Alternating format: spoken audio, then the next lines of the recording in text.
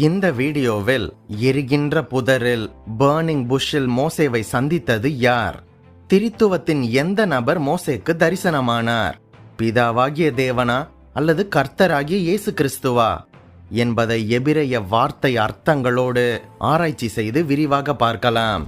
அதுபோக இந்த எரிகின்ற புதர், அதாவது எரிகின்ற முட்செடி பற்றிய தகவல்களையும், இந்த செடியும் மோசே உட்கார்ந்த கிணறும் இப்போதும் கூட பயன்பாட்டில் இருப்பது பற்றிய தகவல்களையும் இந்த வீடியோவில் விரிவாக பார்க்கலாம்.